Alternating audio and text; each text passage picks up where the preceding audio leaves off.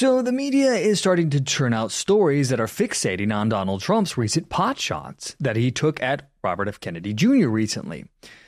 The Trump's post about RFK on Truth Social happened after Robert F. Kennedy Jr. managed to secure himself a spot on the ballot in the state of Texas. The mainstream media has jumped on this story. They've long been torn between their concerns that this lifelong Democrat might hurt their chosen candidate, Biden, and the delicious possibility that perhaps RFK will in fact hurt Donald Trump more than he will Biden. So let's take a look at an article from USA Today. This was written by David Jackson.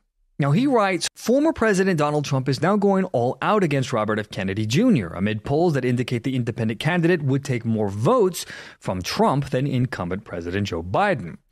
Trump said in a 3-part post on his Truth Social website that RFK is a Democrat plant, a radical left liberal. A vote for Jr. would essentially be a wasted protest vote that could either swing either way, but would only swing against the Democrats if Republicans knew the true story about him. Now, Jackson would go on to write that Kennedy, who is seeking to get on the ballot in as many states as possible, has attacked Biden more than Trump, but told CNN this month that, quote, there's many things that President Trump has done that are appalling.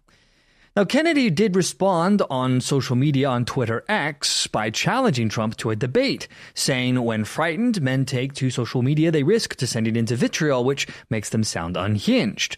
President Trump's rant against me is a barely coherent barrage of wild and inaccurate claims that should best be resolved in the American tradition of presidential debate.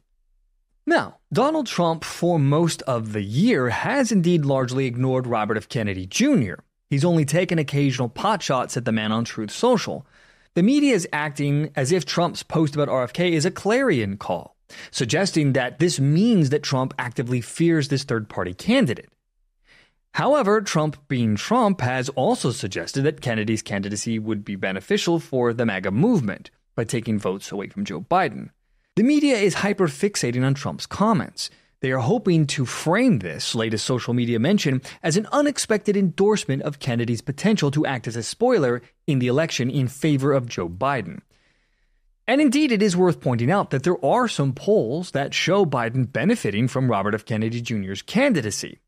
Although, considering this past decade of deeply flawed and oftentimes outright corrupt polling data from the major news outfits, it is kind of hard to take anything too seriously this far out from an election. It's hard to know what is propaganda designed to create public opinion and what is in fact reality reflecting what the public actually think on something. Anyway, let's go back to this article. Jackson writes in his USA Today article that recent polls by Marist College and NBC News shows Biden benefiting against Trump when other candidates are included on the ballot, including Kennedy and third-party aspirants Cornel West and Jill Stein. NBC News reported that while Trump holds a 2-point edge over Biden head-to-head, Biden leads Trump by 2 points in a 5-way ballot test, including Kennedy and other third-party candidates. Now, Biden and his allies also remain wary of Kennedy, who once considered opposing the president in the Democratic primaries. Several members of the Kennedy family have endorsed Biden, describing their relative as nothing more than a spoiler. Now, I find all of this rather interesting from the news media, especially considering their frenetic slew of mixed messages that we've seen from them over the past couple of months. The news media's portrayal of the situation seems to constantly oscillate between emphasizing the threat to Donald Trump and then the threat to Biden. They don't know which way to go here. For instance, Bloomberg and Forbes both discussed how Kennedy's candidacy is alarming for both parties, potentially affecting the election outcomes by drawing votes from both sides. So let's take a step back and let's analyze the media for a minute. This dual narrative serves multiple purposes for the mainstream media. First, having this constant back and forth helps create a perception of heightened drama and uncertainty about the election's outcome. By presenting Kennedy as a significant threat to both candidates, the media helps amplify the narrative of unpredictability in the election, which keeps audiences engaged. This in turn means more eyeballs to the screen, and that means more ad revenue. Secondly, the news media has famously been known for their ability for agenda setting and framing the narrative. The media, you see, has long had the power to set the public agenda by selecting which stories to cover and how to frame them. This power has been dwindling over the decades, first with the advent of talk radio with the likes of Rush Limbaugh, and now the rise of social media news and commentary outlets, which has further drained their influence. But that being said, they do still wield considerable force in setting the narrative. With Robert F. Kennedy Jr., they are impacting the narrative by highlighting controversies surrounding his campaign. They focus on his anti-vaccine advocacy and so-called conspiracy theories. The hyperfixation on these two issues is all about influencing voters. They are trying to create the appearance of the Robert F. Kennedy Jr. campaign as polarizing or contentious. Now, the election is still many months away, my friends, and the reality is the polling data that we see today will almost certainly have no bearing on Election Day, which means that anything at this point is still possible.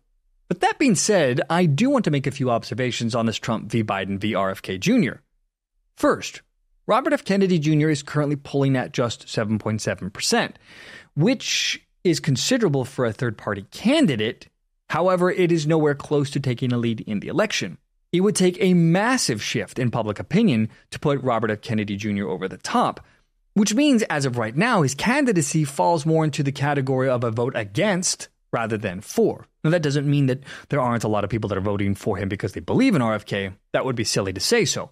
However, there are a lot of people that say don't like Biden and can't bring themselves to vote for Trump and still want to participate. So by voting for RFK, it's a means of saying I reject Biden, but without tacitly supporting Trump.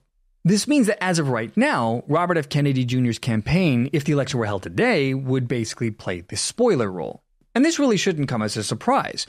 In fact, there's only been one time that I can remember a third-party candidate actually having a chance at winning the election. And this was all the way back in 1992. This was the election of Bush Sr. versus Bill Clinton and Ross Perot entering the race.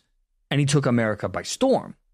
Back in April and May, same time in the election cycle as of now, so 1992, Ross Perot's polling numbers were huge among the electorate. At the end of April, for example, a Los Angeles Times poll reported that Perot had just 1 percentage point behind George Bush, with 32% compared to Bush's 33% and Bill Clinton's 26%. And by early May, Ross Perot took the lead in polling over Bush by 6 percentage points in that same state. And by June of 1992, Ross Perot led the national public opinion polls with a support from 39% of the voters compared to 31% for President George Bush and 25% for Governor Bill Clinton. Now, incredibly, though, Ross Perot squandered this opportunity. He abandoned his campaign in July. Now, he would return in September, but his abandoning the campaign caused his support to crater. Now, his excuse for these actions at the time was, well, family concerns. He claimed that the Republicans planned to disrupt his daughter's wedding through dirty tricks, which made him reconsider his candidacy to protect his family. And he also held a disdain for the political process. However, to me, just a man on the internet, it seems more likely that he didn't actually want to win.